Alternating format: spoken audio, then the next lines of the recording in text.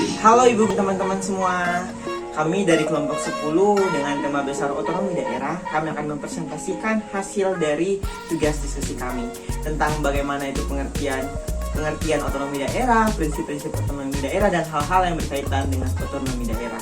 Untuk itu sebelumnya perkenalkan, nama saya Paulus Rizky Ardiansyah Uli dengan NIM 2206030012 dan rekan saya. Dan saya Kristina Buglau dengan NIM 2206030083. Saya Jesse Fiansi Benu dengan NIM 2206030068. Saya Joy Vansa Mau dengan NIM 2206030114. Baik ibu guru dan teman-teman, kita akan masuk dalam pembahasan yang pertama. Silakan kepada teman saya. Baik teman-teman, kita akan membahas tentang otonomi daerah. Otonomi daerah adalah sebuah sistem atau kewarganegaraan yang dimiliki daerah. Otonomi daerah ini bertujuan untuk mengembangkan daerah serta isi di dalam daerah tersebut. Di negara Indonesia ini, otonomi daerah sudah diterapkan. Secara etimologi, istilah otonomi berasal dari bahasa Latin. Kata otonomi berasal dari kata autos yang memiliki arti sendiri. Kata kedua berasal dari kata nomos yang memiliki arti aturan. Agenda hari ini, kita akan membahas poin-poin penting otonomi daerah. Yang pertama, mengetahui prinsip otonomi daerah. Yang kedua, mengetahui tujuan otonomi daerah. Yang ketiga, mengetahui asas-asas otonomi daerah. Dan yang terakhir, mengetahui landasan hukum otonomi daerah. Selanjutnya, prinsip otonomi daerah. Yang pertama, prinsip otonomi secara seluas-luasnya. Prinsip otonomi seluas-luasnya memiliki arti bahwa suatu daerah akan diberikan sebuah wewenang. Kewenangan tersebut dipakai untuk mengatur serta mengurus urusan rumah tangganya sendiri. Kewenangan ini juga membuat daerah dapat mengatur pemerintahannya sendiri. Akan tetapi, harus tetap sesuai dengan peraturan perundang-undangan. Seperti ketika sebuah hal menjadi kewenangan pemerintah pusat, maka pemerintah daerah harus mengikuti aturan dari undang-undang tersebut. Dua, prinsip otonomi nyata. Berdasarkan prinsip otonomi nyata, suatu daerah akan diberikan sebuah wewenang. Kewenangan tersebut digunakan untuk menangani urusan-urusan dari pemerintahan. Urusan tersebut didasarkan dari sebuah tugas, wewenang, dan kewajiban. Yang ketiga, prinsip otonomi yang bertanggung jawab. Prinsip otonomi daerah yang bertanggung jawab ini memiliki makna dalam suatu sistem penyelenggaraan pemerintah. Prinsip ini harus disesuaikan serta diperhatikan mengenai tujuan dan maksud dari pemberian otonomi. Tujuan-tujuan akan dicapai menurut prinsip otonomi yang bertanggung jawab adalah mampu dan dapat memperdayakan daerahnya masing-masing. Ini dilakukan dalam rangka meningkatkan kesejahteraan dari masyarakat yang luas.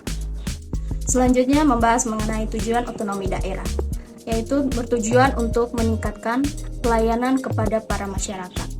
Kedua, bertujuan untuk mengembangkan kehidupan masyarakat yang didasari oleh demokrasi. Yang ketiga, bertujuan untuk mewujudkan suatu kejadian sosial kepada seluruh lapisan masyarakat. Yang keempat, bertujuan untuk mewujudkan pemerataan daerah.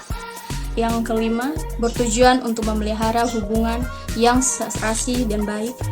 Hubungan yang maksud adalah antara pusat dan daerah. Selain itu, menjalin hubungan baik antar daerah dalam rangka menjaga keutuhan negara Kesatuan Republik Indonesia atau NKRI. Yang keenam, bertujuan untuk mendorong upaya pemberdayaan masyarakat. Dan ketujuh, bertujuan untuk menumbuhkan prakarsa sekaligus kreativitas serta meningkatkan peran masyarakat dan mengembangkan peran yang juga menjadi dari pihak DPRD. Oke, selanjutnya teman-teman dan ibu, kita akan membahas tentang apa itu asas-asas otonomi daerah. Seperti yang kita ketahui bersama, berdasarkan Undang-Undang Nomor 23 Tahun 2014 mengenai pemerintah daerah, terdapat 3 jenis penyelenggaraan urusan pemerintahan yang menjadi dasar bagi pemerintah daerah dalam pelaksanaan otonomi daerah. Apa sajakah itu? Mari kita bahas. Asas yang pertama merupakan asas desentralisasi. Asas yang sering kita dengar, bukan? Asas desentralisasi adalah sebuah penyerahan wewenang. Penyerahan tersebut dilakukan oleh pemerintah pusat kepada pemerintah daerah. Pemerintah daerah memiliki wewenang untuk mengurus daerahnya sendiri secara mandiri. Hal ini berdasarkan dari atas asas otonomi. Yang kedua merupakan asas dekonsentrasi. Asas dekonsentrasi adalah sebagian urusan dari pemerintah yang menjadi wewenang pemerintah pusat pada gubernur.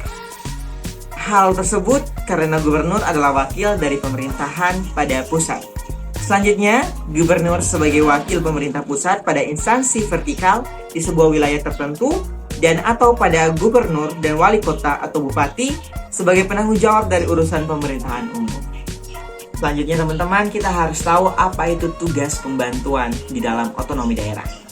Tugas pembantuan adalah urusan penugasan dari pemerintah pusat kepada pemerintah daerah otonom untuk dapat melaksanakan sebagian urusan pemerintah yang menjadi kewenangan pemerintahan pusat atau pemerintahan daerah provinsi kepada daerah, kabupaten, atau kota untuk melaksanakan sebagian urusan pemerintahan yang menjadi kewenangan daerah provinsi. Selanjutnya kita akan mengetahui apa saja landasan hukum yang ada pada dasar hukum otonomi daerah.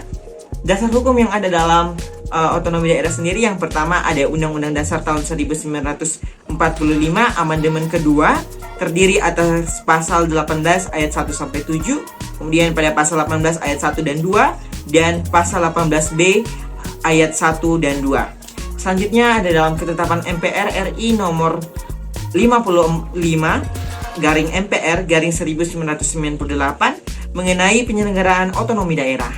Dan selanjutnya ada pada ketetapan MPR RI nomor 4 garing MPR garing 2000 tentang rekomendasi kebijakan dalam penyelenggaraan otonomi daerah.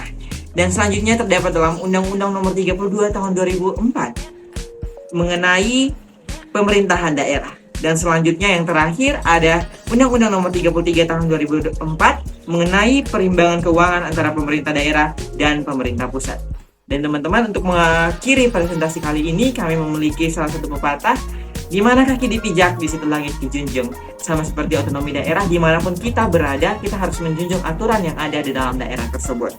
Untuk itu teman-teman, kami meminta maaf apabila ada salah kata dalam proses diskusi kali ini, presentasi kami, dan sesi diskusi kami buka melalui kolom chat. Bagi teman-teman semua dapat menyampaikan pertanyaan dengan jelas pada sesi diskusi kali ini. Sekian dari kelompok 10, terima kasih.